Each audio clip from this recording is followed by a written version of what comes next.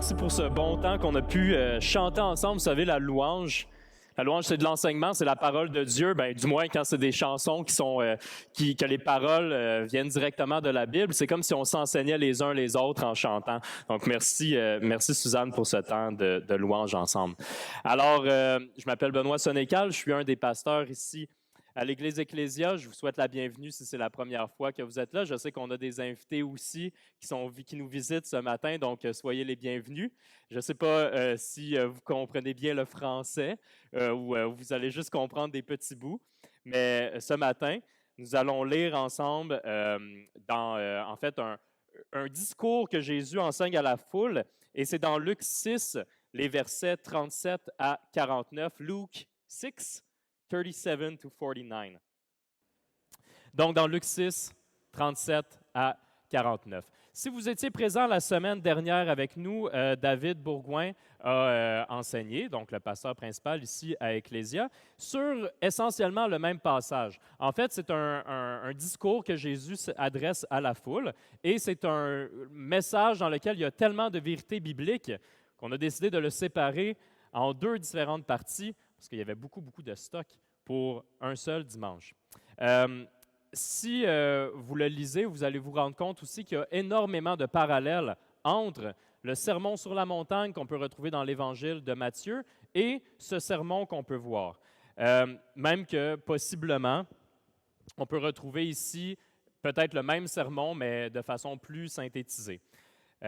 Entre autres, les deux commencent avec les béatitudes qu'on appelle, que Jésus va enseigner. On va voir plusieurs différents éléments qui vont être enseignés dans le Sermon sur la montagne, qu'on retrouve aussi lorsqu'on voit l'Évangile de Luc. Mais vous savez, Jésus, son ministère a duré 3 ans. Il a enseigné régulièrement, et il a enseigné régulièrement les mêmes choses. Ce n'est pas parce qu'on voit une fois, par exemple, dans l'Évangile de Matthieu, que Jésus a enseigné une certaine chose qu'il ne l'a pas enseigné à d'autres occasions. Et la même chose aussi, des fois, on peut avoir, comme ici dans l'Évangile de Luc, une synthèse du message au complet. Si je vous lisais juste le sermon, puis qu'on le lisait verbatim, donc mot par mot, ça prendrait peut-être 5 minutes. Okay? Et on voit qu'il y a des gens de partout de la région, de Jérusalem, de toute la Judée, du littoral de Tyr et de Sidon, qui se sont déplacés pour pouvoir entendre Jésus enseigner. Si ce matin, mon sermon avait duré 5 minutes, peut-être que vous ne seriez pas déplacés. Donc, ça aurait été un petit peu court. De la même façon, quand on peut lire des messages, parfois ici, quand on lit l'Évangile, on peut voir qu'il peut y avoir une synthèse des éléments que l'évangéliste Luc avait jugé important de rapporter dans son Évangile. C'est pour ça qu'on peut dire que c'est bien de lire l'ensemble des 4 évangiles pour avoir une idée qui est plus globale du ministère de Jésus ici sur terre. La semaine dernière, David, quand il a parlé du sermon de Jésus, a beaucoup insisté sur la notion de la vie de disciple, mais plus précisément a parlé de la multiplication, que Jésus a commencé à enseigner que dans la vie d'un disciple, il y avait un facteur de multiplication. Je vais vous dire en fait les versets que David a beaucoup parlé la semaine dernière. C'était les versets dans Luc 6, 39 à 40, qui disaient, Jésus disait, il leur dit aussi cette parabole, « Un aveugle peut-il conduire un aveugle? Ne tomberont-ils pas tous deux dans un fossé? Le disciple n'est pas supérieur à son maître, mais tout disciple bien formé sera comme son maître. » Donc, il y a cette notion d'un disciple qui accompagne un autre, d'un disciple qui devient un maître éventuellement et qui en accompagne un autre, donc cette idée de multiplication. Aujourd'hui, j'aimerais qu'on médite en fait sur d'autres affirmations qu'on retrouve dans ce sermon de notre Sauveur Jésus-Christ à propos de ce qu'est un disciple de Jésus. Mais plus précisément, 4 enseignements concrets qui décrivent la vie d'un disciple. Pas nécessairement la multiplication, mais plus comment ça vit un disciple de Jésus. Donc, je vais prendre un temps de prière avant qu'on puisse regarder ensemble ces 4 enseignements-là de Jésus sur la vie de disciple.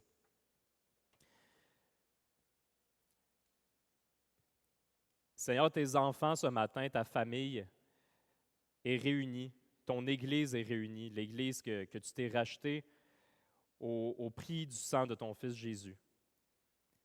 Seigneur, tu nous appelles tes enfants, tu nous appelles tes disciples. Et ce matin, on veut, à travers les paroles de Jésus, comprendre qu'est-ce que ça veut dire que tu nous donnes cette identité-là, que tu nous donnes ce nom-là? En quoi ça affecte notre identité et après, en quoi ça affecte notre façon de te suivre, de suivre les pas de Jésus, de suivre les pas de notre Sauveur? Merci Seigneur de nous aider non seulement à comprendre les enseignements dans notre tête, mais aussi de transformer nos cœurs pour qu'on puisse les mettre en action et qu'on puisse vivre les bénédictions que tu as mises sur nos pas lorsqu'on décide de suivre ta voie qui est la meilleure voie. Une voie qui est étroite et difficile, mais qui est pleine de bénédictions et que tu nous invites à suivre. Merci Seigneur de nous donner le courage, la conviction et qu'on puisse, par la foi, se rapprocher tout le temps plus de toi pour pouvoir te suivre. Au nom de ton Fils Jésus. Amen. Si certaines personnes connaissent Shakespeare un petit peu, dans Roméo et Juliette, il y a une citation qui disait « What's in a name ?» What's in a name, qui veut dire essentiellement à quoi sert un nom ou c'est quoi la signification d'un nom. Parce que Roméo ou Juliette, je ne sais pas exactement c'est qui des deux qui le dit, je peux aller voir, mais un des deux dit ça à l'autre parce qu'il y en a un qui est une Capulet et l'autre un Montaigu. Ils ne sont pas supposés être ensemble parce que les familles sont en guerre une contre l'autre. Donc, ils disent ça ne sert à rien, notre nom, c'est juste un nom, on peut être en amour ensemble. Nos noms, actuellement, sont rarement choisis pour leur signification. Des fois, dans les églises, c'est un peu différent. Il y en a que vous avez décidé peut-être d'appeler vos enfants par un nom biblique ou par un nom que la signification est importante pour vous. Mais ce n'est pas tout le temps le cas. Des fois, on appelle nos enfants par un nom qu'on trouve beau, puis on ne sait pas vraiment ça veut dire quoi nécessairement, mais ça sonne bien.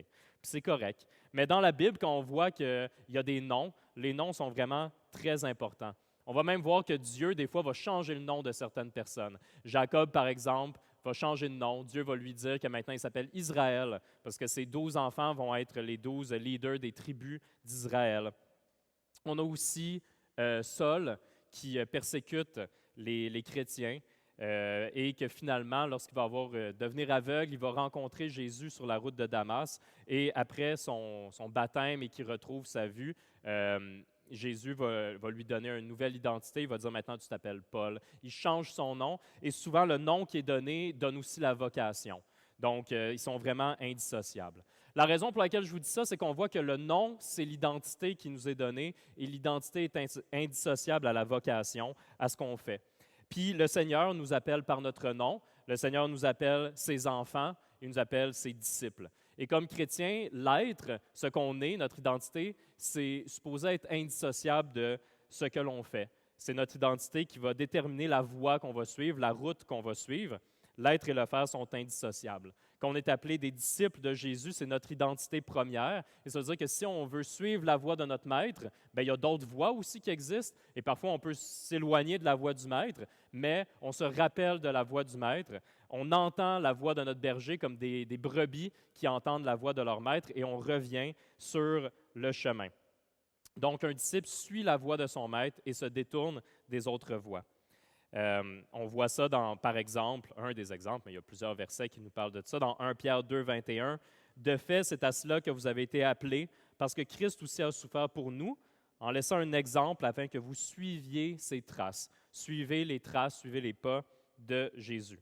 Donc concrètement, qu'est-ce que ça fait quand on veut suivre Jésus, quand on veut être un disciple de Jésus? Et aujourd'hui, on va voir 4 enseignements, c'est 4 images différentes, mais reliées aussi, sur la vie de disciple. La première, on va commencer au verset 37.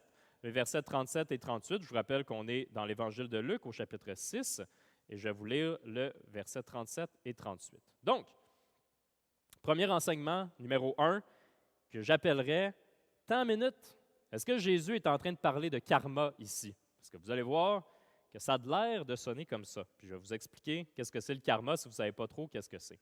Donc, on y va avec le verset 37. Jésus enseigne « Ne jugez pas et vous ne serez pas jugés. Ne condamnez pas et vous ne serez pas condamnés.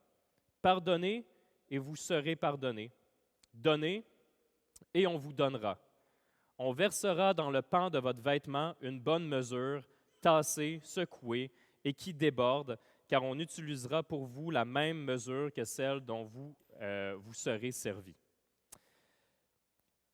juste un terme de vocabulaire, le pan du vêtement, parce qu'on n'a plus ça vraiment, là. Maintenant, on a des poches, là. Fait qu'on met des choses dans les poches. Mais à cette époque-là, quand les gens avaient une ceinture, il y avait comme le bout du chandail qui dépassait. Puis après, on pouvait mettre des choses comme ça, comme dans les vêtements. Comme moi, quand j'étais petit, j'écoutais Fort Boyard, là. Je ne sais pas s'il y en a qui écoutaient ça. Mais quand l'argent tombait, là, ils allaient chercher, ils remplissaient comme leur T-shirt de pièces d'argent parce qu'ils pouvaient en mettre plus à l'intérieur. C'est un peu la même image, là. C'est comme ça déborde. Il y a vraiment, tu as trop d'argent pour pouvoir le mettre dans tes poches. Donc, c'est ce qui est promis. Est-ce que Jésus parle de karma ici? Mais avant tout, c'est quoi le karma? Le karma, on le retrouve surtout dans des philosophies ou des religions qui sont orientales, comme par exemple dans l'hindouisme. Le karma, c'est la destinée de chacun qui est déterminée par les bonnes ou les mauvaises actions dans l'hindouisme. Donc, un disciple de l'hindouiste, il croit qu'il est prisonnier d'un cycle constant de réincarnation, qui est tout le temps pris à se réincarner. À chaque fois qu'il meurt, il va se réincarner dans une autre forme de vie. Ça, c'est pour quelqu'un qui croirait à la réincarnation. S'il a mené une bonne vie, la prochaine fois qu'il va se réincarner, il va se réincarner en une forme de vie supérieure. Qu'est-ce que ça peut être? Bien, entre autres, par exemple, en Inde, il y a des castes sociales. Donc, il y a des castes sociales qui sont très délimitées. Ce sont tous des êtres humains, mais il y a des êtres humains qui sont considérés comme étant meilleurs que d'autres, qui ont un statut social meilleur que d'autres. Si tu as mené une bonne vie, peut-être que dans la prochaine vie, tu vas être rendu dans une meilleure caste, mais ce n'est pas encouragé de communiquer avec les gens des castes inférieures à toi. Si tu mènes une mauvaise vie, peut-être que tu vas te réincarner dans une caste inférieure ou même que tu vas devenir un animal ou une plante dans la prochaine vie. L'objectif des hindouistes, c'est par leurs actions, par leurs bonnes ou leurs mauvaises actions, de briser par eux-mêmes ce cycle-là constant de réincarnation pour atteindre éventuellement l'illumination où ils vont pouvoir devenir un être purement spirituel, être libérés des contraintes qui sont physiques. Je sais qu'ici, quand on parle de réincarnation, souvent, ce n'est pas ça qu'on va dire. Il n'y a pas cette notion-là de cycle infernal à détruire, mais dans son origine, c'est ça. Pourquoi ici on n'en parle pas nécessairement comme ça? C'est parce que le mouvement New Age, qui est plus occidental, a réutilisé des philosophies orientales et on y a donné une tendance un peu plus réconfortante. Comme par exemple, des fois on peut dire, ah ben ma grand-mère, on est triste parce que sa grand-mère est morte, par exemple, mais on a un petit oiseau qui vient nous voir régulièrement, puis là on se dit, ah c'est ma grand-mère qui vient me voir parce que ma grand-mère elle aimait ces oiseaux-là. Fait qu'on peut le retrouver comme ça de façon plus réconfortante. Ou même, des fois, pour chacun d'entre nous, des fois il y a des gens qui disent, moi je pense que je vais me réincarner. Parce qu'il y a cette notion-là que quand ma vie va être finie, bien, c'est correct, je vais avoir une autre vie, puis une autre vie, puis une autre vie, puis je vais essentiellement être immortel. Donc, il n'y a pas juste une seule vie. Ce qui est intéressant, c'est que, bien, premièrement, la Bible n'enseigne pas qu'il y a plusieurs vies. Dans Hébreux 9, 27, on voit que l'auteur dit « Et comme il est réservé aux hommes de mourir une seule fois, après quoi vient le jugement. » Donc, la réincarnation n'est pas compatible avec l'enseignement biblique. Dans Ecclésiaste, le roi Salomon écrit, c'est quand même intéressant, il dit que Dieu met dans notre cœur la notion d'éternité. C'est intéressant de penser qu'on trouve ça réconfortant, qu'on a de la difficulté à imaginer qu'un jour on va mourir. Quand on vieillit, on a plus de facilité à le voir, mais c'est un peu étrange que souvent on peut vivre notre vie comme si on allait vivre tout le temps, comme si on était immortel. C.S. Lewis, qui est un auteur qui a écrit les Chroniques de Narnia, entre autres, qui était un chrétien, disait que ça serait bizarre d'avoir tout le temps soif dans un monde où il n'y a pas d'eau. Ça serait bizarre d'avoir tout le temps faim dans un monde où il n'y a pas de nourriture. Puis de la même façon, le fait de croire qu'il y a quelque chose après la mort, de croire que ce n'est pas la fin ici, qu'on est essentiellement, qu'il y a une éternité, qu'il y a quelque chose qui nous dépasse, bien, ça serait bizarre qu'on ait ça dans notre cœur puis que ça ne soit pas la réalité, parce que Dieu nous a créés avec cette notion d'éternité-là dans notre cœur. J'ai apporté du support ici, matériel. Donc, juste pour vous parler un peu plus de la différence entre le karma d'un point de vue hindouiste, puis qu'est-ce que la Bible enseigne. Okay? Donc ici, j'ai un jeu qui est Serpent et échelle. Serpent et échelle, on connaît tous ce jeu-là, on a joué à ça quand on était plus jeune. Mes enfants, ils aiment ça. Moi, je trouve que c'est interminable, que c'est long, puis c'est juste la chance. Mais l'origine du jeu Serpent et échelle, originalement, ce jeu-là s'appelait Moksha Patam. C'est un jeu d'origine indienne et Moksha veut dire la libération, l'illumination. Essentiellement, le but quand ça a été fait, le jeu, c'était pour montrer que dans notre vie, quand on fait des bonnes actions, on a une échelle, puis on se rapproche plus du moksha, qui est l'illumination, puis enfin, on peut se libérer. Et quand on fait des mauvaises actions, bien, on a des serpents, puis là, après ça, bien, on va se réincarner, mais dans quelque chose qui est moins bon. Puis après, quand l'Inde a été colonisée, bien, quand l'Occident s'est approprié ce jeu-là, par exemple, bien, c'est devenu un peu un truc moral pour les enfants, souvent. Comme là, ici, bien, tu vois, il y a comme... Elmo, il a mangé des bonnes céréales puis un bon déjeuner. Fait que là, ça, c'est bon. Fait que là, il y a une échelle, puis là, il est rendu fort, il nous montre ses muscles, OK? Fait que ça, on l'a changé un peu pour pouvoir agir sur le comportement, des fois, des enfants. Fait que c'est de la manière qu'on l'a transformé. Dans l'hindouisme, c'est la responsabilité spirituelle de chacun de s'élever pour se désincarner. Parce que tout ce qui est physique est considéré comme étant pas bon. Donc, chacun doit se désincarner pour être libéré de leur existence humaine. Mais dans le christianisme, c'est complètement le contraire. On a un Dieu qui est esprit, qui n'est pas chair et qui vient s'incarner en la personne de Jésus. C'est lui qui descend vers nous au lieu que ce soit nous qui essayons de s'élever vers lui. Et c'est lui qui vient nous libérer, qui nous donne accès à son royaume, au lieu que ce soit nous qui cherchons à s'élever vers le ciel par nos bonnes actions dans un cycle constant qui n'arrête jamais. Ça, c'est une énorme différence entre les deux. Mais dans toute la notion d'équilibre qu'on a vue, quand on voyait que « jugez pas, vous ne serez pas jugés », donnez, vous allez recevoir. Est-ce que c'est vrai? Parce que la réalité, c'est que dans notre monde, si vous décidez maintenant de donner énormément d'argent, mettons, vous dites, OK, je vais donner 10 000 $ à une fondation. Est-ce que demain matin, vous allez recevoir 10 000 $ et plus? Peut-être, mais probablement pas. Et ça serait facile de dire, bon, ben, est-ce que Jésus est menteur dans une situation comme ça? Et d'autres personnes, des fois, vont utiliser les enseignements pour, par exemple, l'évangile de la prospérité et dire, si vous êtes très généreux, vous allez recevoir généreusement de l'argent. Okay? Mais ce n'est pas ça l'image qui est supposée être donnée. Parfois, j'ai apporté une balance, une belle balance grenouille qui est ici. Et parfois, quand on est généreux, quand on fait des bonnes actions, c'est comme si ça crée un déséquilibre dans notre tête. Fait que là, on peut se dire, j'ai été gentil avec ma femme, j'ai tondu le gazon. OK, ça vient de créer un déséquilibre. Maintenant, elle me doit quelque chose. OK? Fait que c'est comme de dire, j'ai fait quelque chose, fait que là, je vais avoir un petit peu plus de lousse, puis là, maintenant, j'ai donné quelque chose, je vais avoir quelque chose en échange.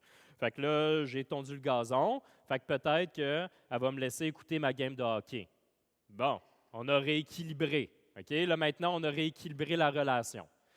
Et souvent, on a des relations d'échange comme ça avec les autres personnes. Vous le savez, des fois, on veut faire plaisir à nos enfants ou à des amis, puis après ça, ils ne sont pas nécessairement reconnaissants. C'est important d'enseigner la reconnaissance, mais déjà, ça montre qu'on a fait quelque chose, mais ce n'était pas gratuit, on s'attendait à quelque chose en retour. La réalité, c'est que d'un point de vue chrétien, tout ça est un peu détruit. Ce n'est pas dans un couple, chacun se donne 50-50, c'est chacun est serviteur de l'autre. Et dans nos relations, ça devrait être ça. On se donne 100% à l'autre personne sans attendre à quelque chose en retour. Pourquoi?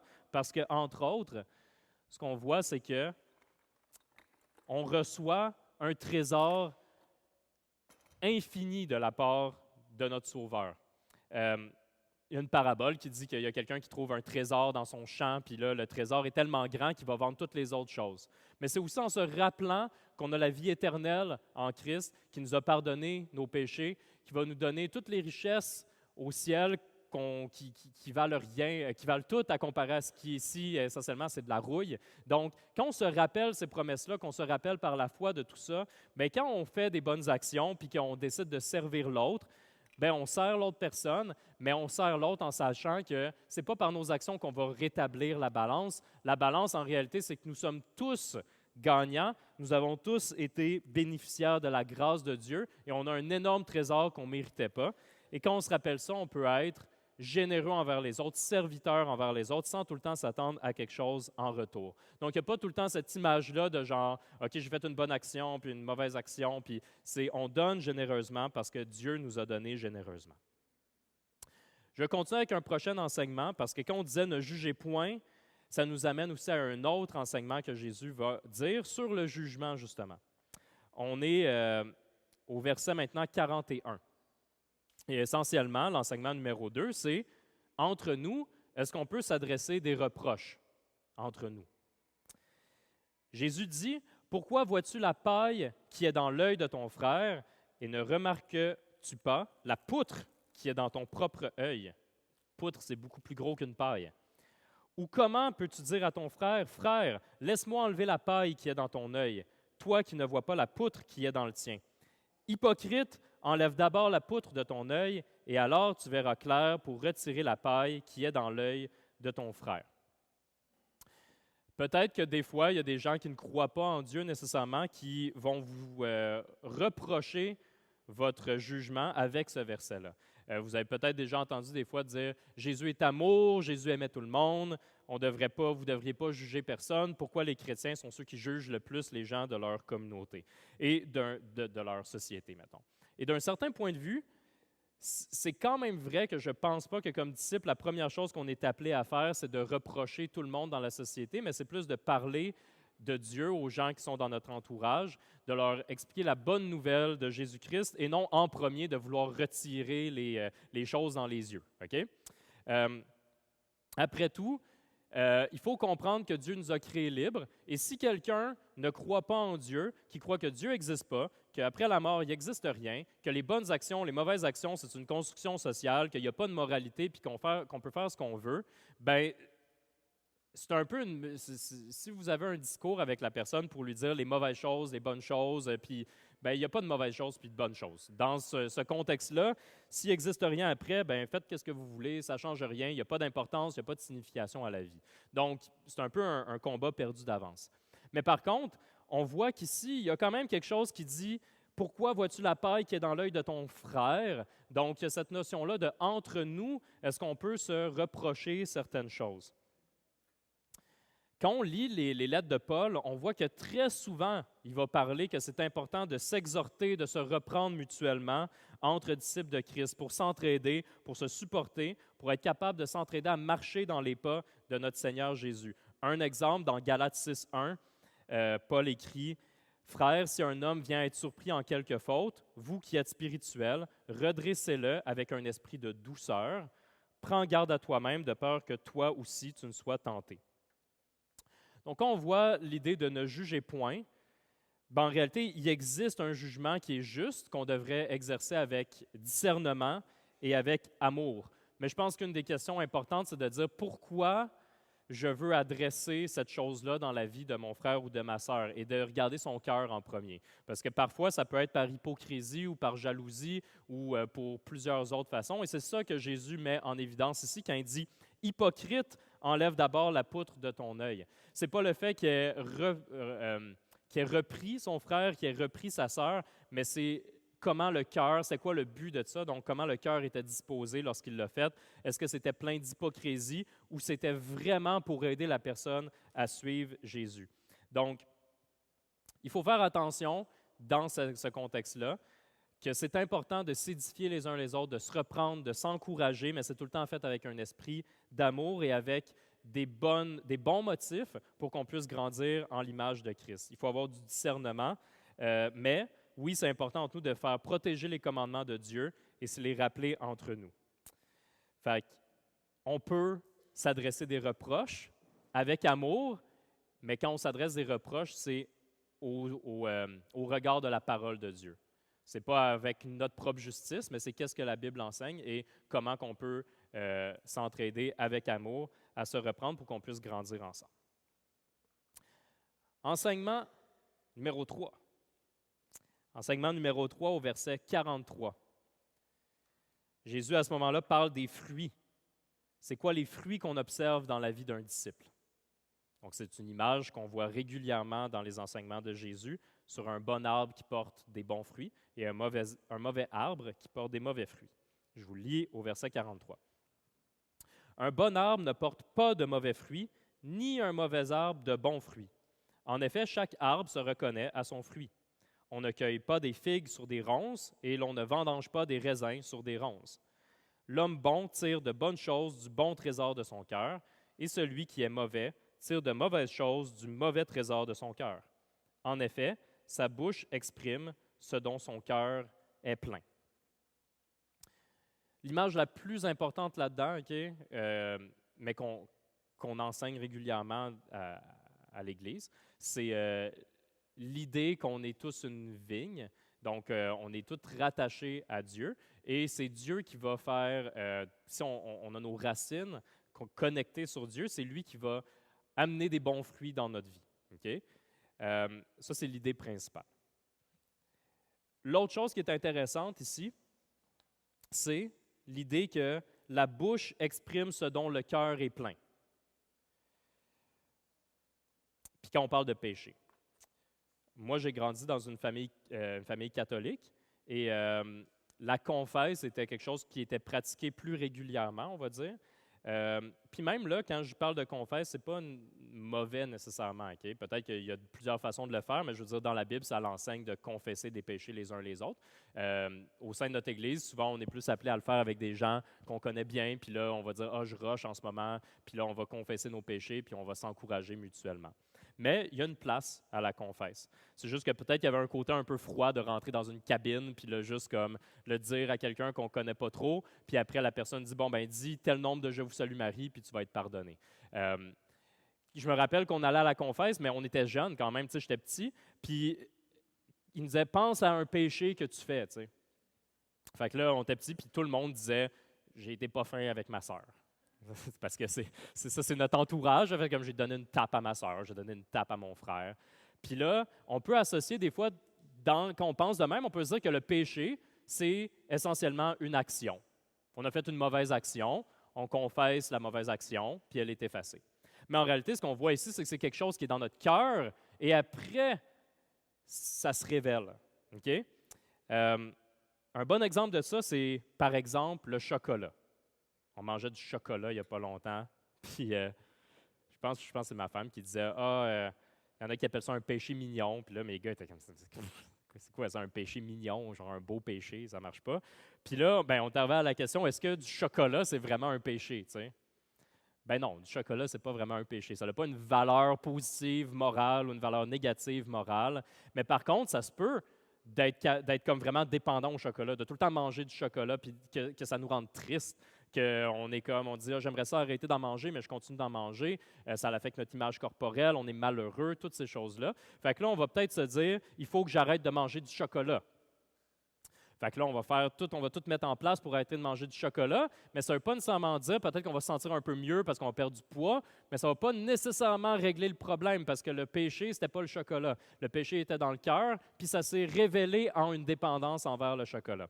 C'est comme s'il y avait des toiles d'araignée dans notre vie, puis on passe beaucoup de temps à vouloir enlever les toiles d'araignée parce qu'ils sont toutes un peu partout. Fait qu'il y a plein d'actions qu'on fait qui ne sont pas bonnes. Puis on se dit, je vais arrêter de faire ça, j'enlève les toiles d'araignée. Mais pendant ce temps-là, il y a l'araignée qui continue à faire des toiles partout.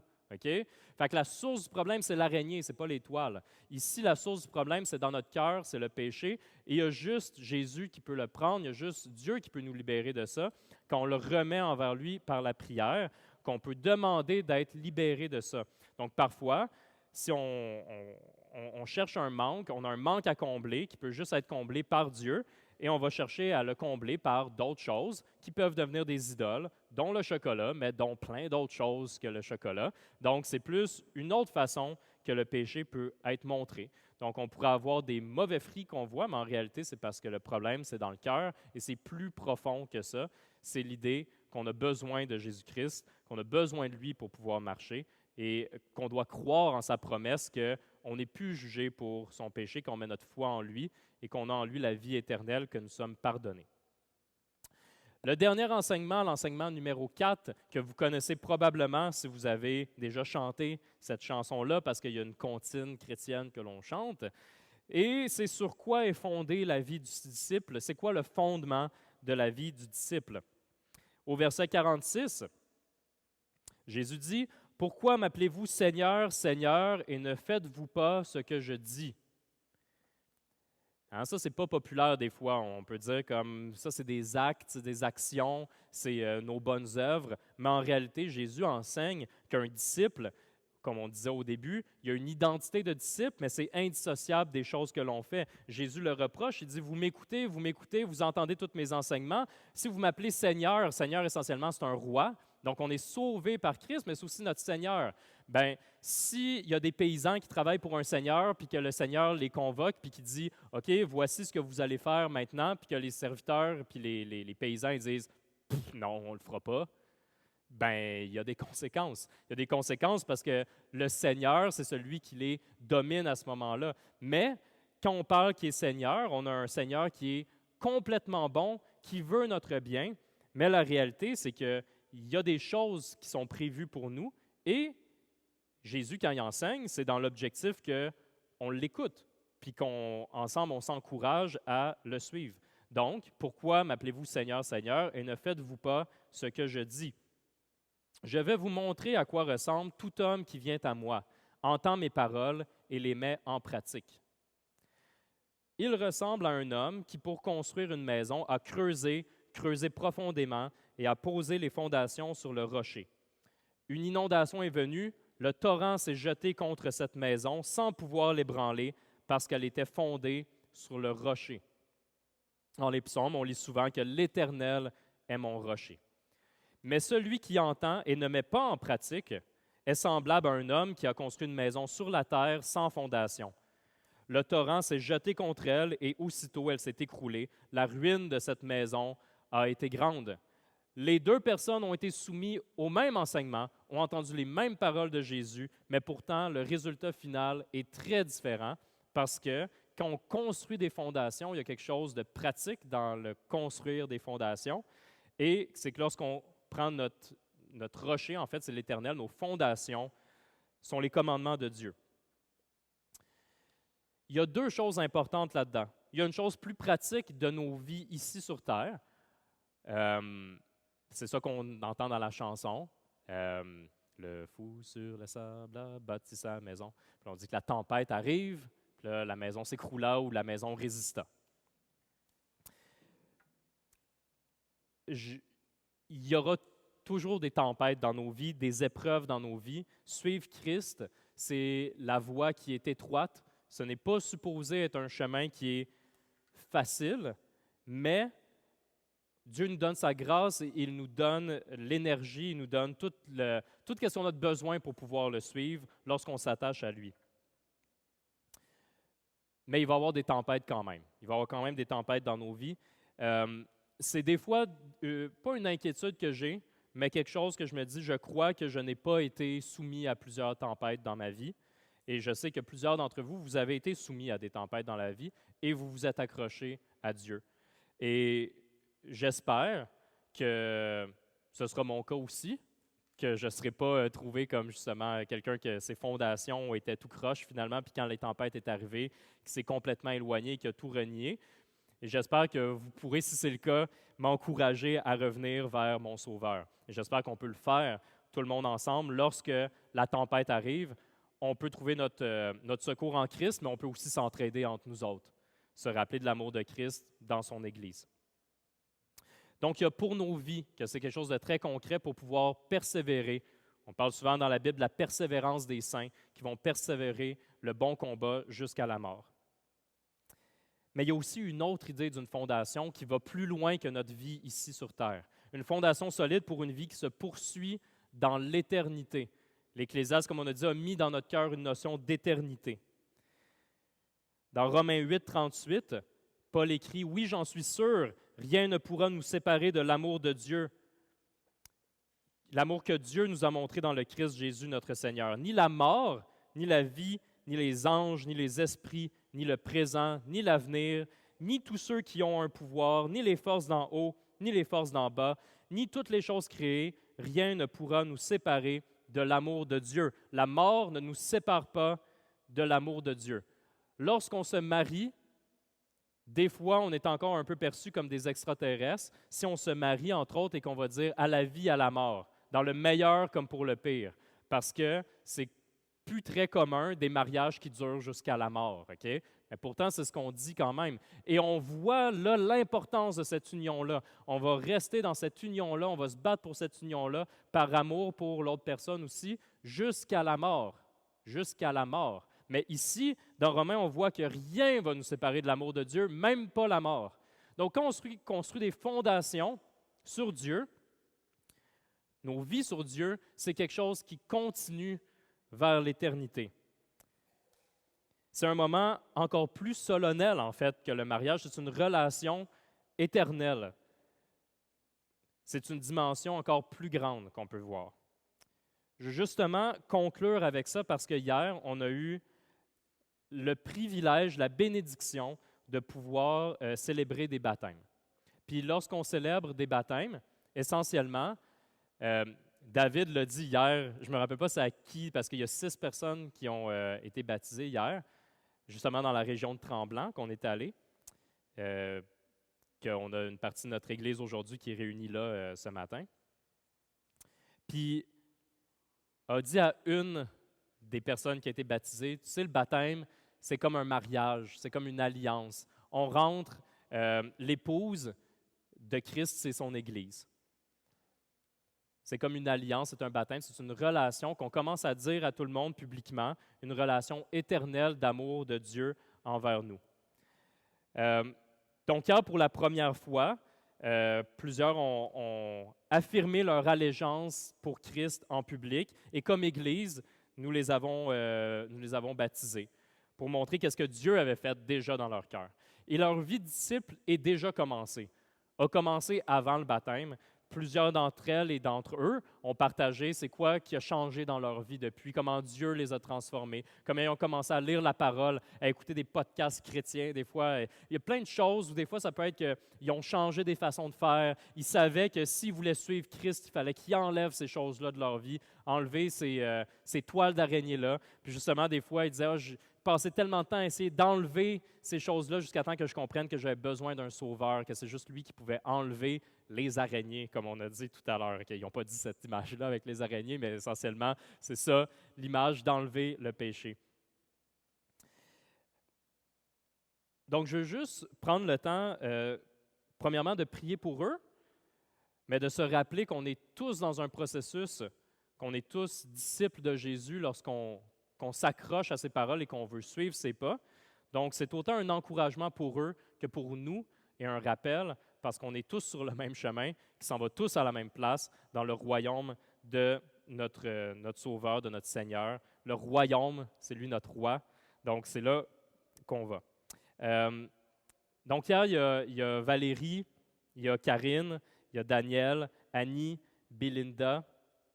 Il y a aussi Alex qui ont fait profession de foi pour démontrer des choses qui se sont passées depuis des années dans leur vie, très souvent. Mais on a eu la chance de pouvoir les accueillir. Je sais que c'est gênant pour les personnes, mais juste pour les gens qui n'étaient pas là hier, pour qu'ils puissent vous identifier. Si vous êtes là, Valérie, Karine, je pense que je t'ai vu. Karine, tu peux juste te lever 2 secondes, ce ne sera pas long. Donc, Karine, on a Merci. C'est bon. Daniel, tu peux juste te lever pour qu'on puisse t'identifier.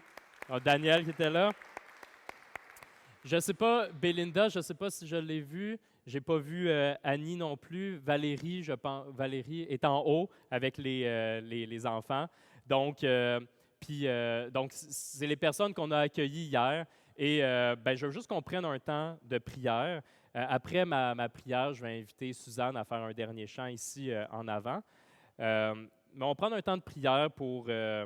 premièrement, encore accueillir nos frères et sœurs qui ont témoigné de leur amour de Christ en public, puis qu'on puisse s'encourager aussi mutuellement à vivre une vie de disciple.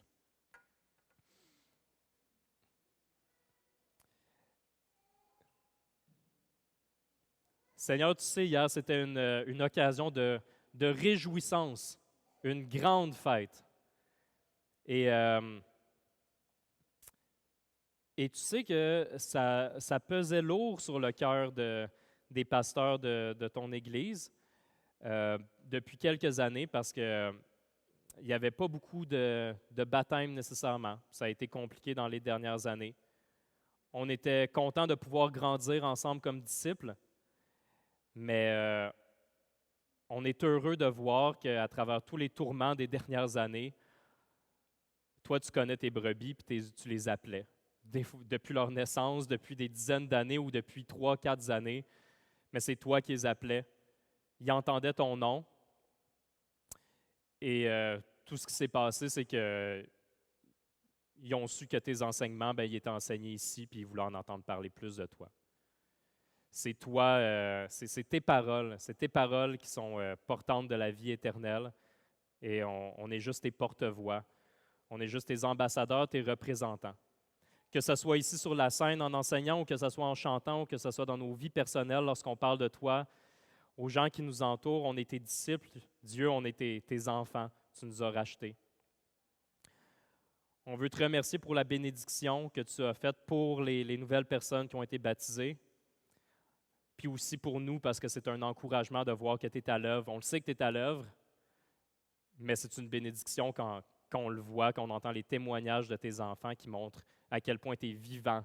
Tu es vivant, tu es en action. En ce moment même, dans notre ville, en ce moment, dans la salle, tu es en action. Tu transformes encore nos cœurs et tu nous aides à suivre tes pas, à être tes disciples. Aide-nous, Seigneur, quand on s'éloigne, à retrouver ta voie. Aide-nous à s'entraider les uns les autres, à s'adresser des reproches avec amour, pas avec hypocrisie, pour qu'on puisse persévérer ensemble et qu'on puisse tous ensemble être réunis pour l'éternité dans ton royaume. Seigneur, on te remercie de cette grâce d'être réunis ce matin et de pouvoir louer ton nom. Merci, Seigneur. Au nom de ton Fils Jésus.